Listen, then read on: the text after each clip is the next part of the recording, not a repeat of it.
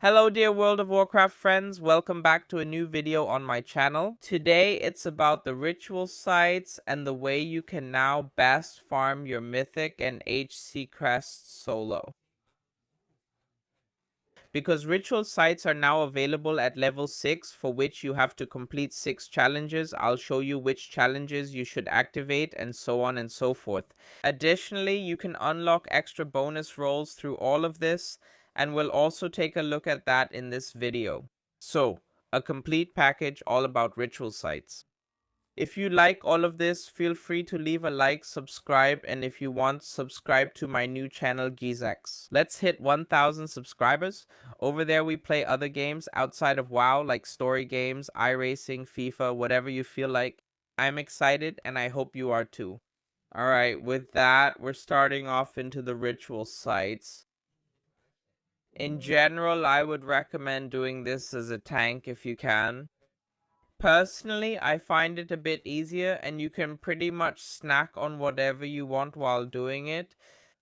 The recommended item level is 274. Of course, the higher your level in the end, the better.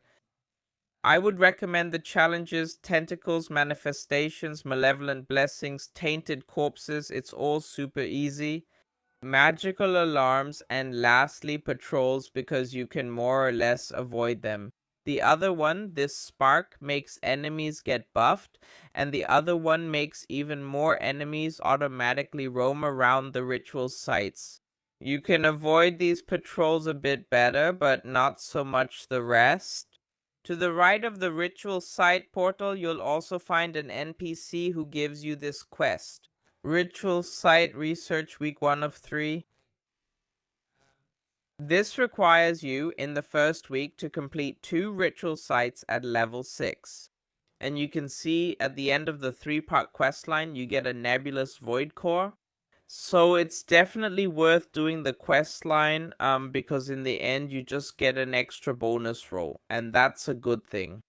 What you want to do in here is actually pretty simple.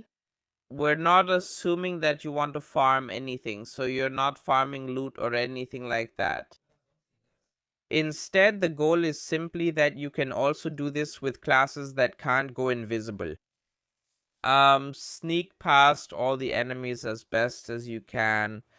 These dudes here, the ones casting fragility, can be CC'd.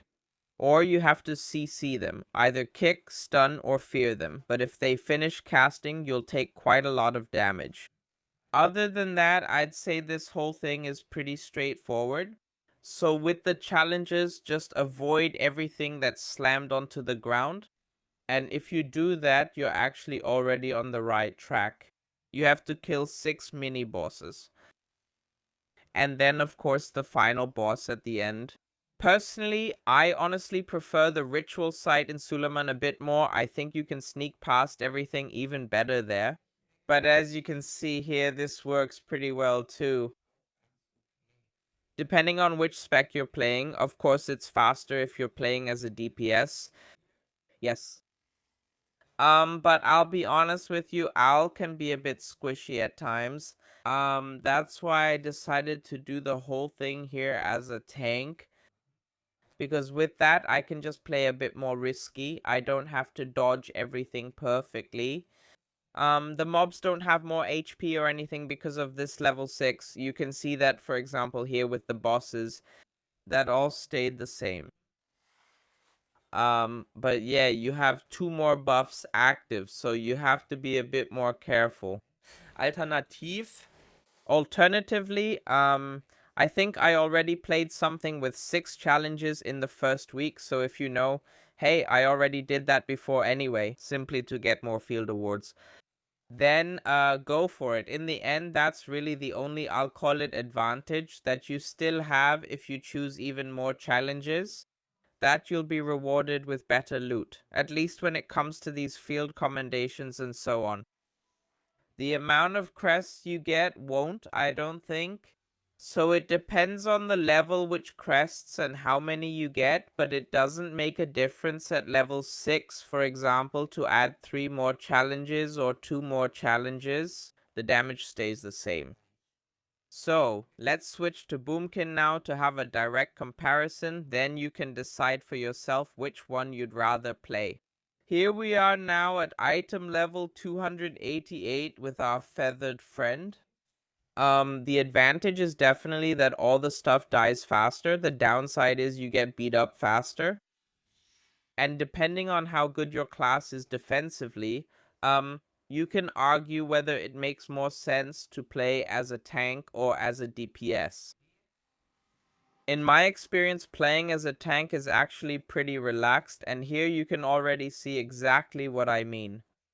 We're getting hit so hard by individual abilities. Yeah, that's not exactly fun. Another way you can make things easier for yourself here is with the season journey. So if you have these ritual sites here at maximum renown, you'll also get additional bonuses like bigger healing orbs and so on and so forth. I would say that at this point, it's actually pretty easy to have unlocked that. If you don't have it yet, you should probably work towards it if you're struggling with the current challenge.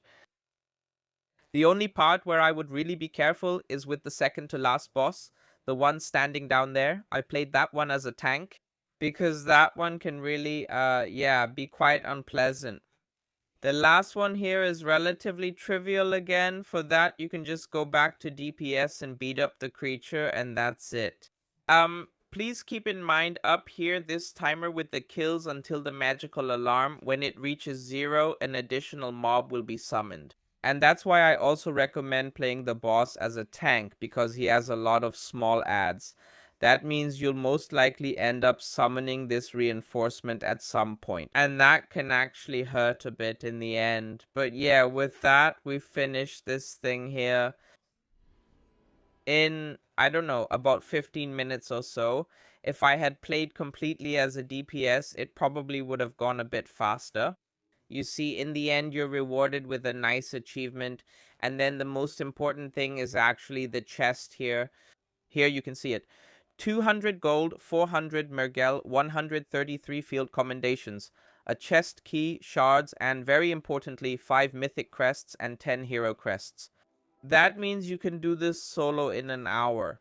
I would estimate if you're fast, you definitely can. So, I don't know, farm 25 mythic crests, at least 20, let's say, 20 to 25. And you also get 10 hero crests with every run. That means with 30 of them, you can convert them into 10 mythic crests. That means 3 runs give you 3 times 5 mythic crests plus 30 hero crests which you exchange, so in total that's 25 mythos crests for 3 runs. That's really okay. I think with good gear you can finish them in 10 minutes. That would be about, yeah. 25 crests in half an hour, 35 minutes. And Mythic Plus definitely can't keep up with that. I think we can say that at this point, yes, that wraps it up for us. You see, it's a very, very good farm for Crest, but also for the field commendation. You can see it now, we've gotten over 100 of them. And if, for example, you want to farm heroic gear, one piece costs 750 of these commendations. You can buy your chosen slot from Marin Silverwing here. And yes, with this, you can farm everything quite a bit faster than before. With that said, thank you very much for watching. I hope this was helpful for you. If it was, feel free to leave a like and subscribe. See you in the next video. Have a great time and take care.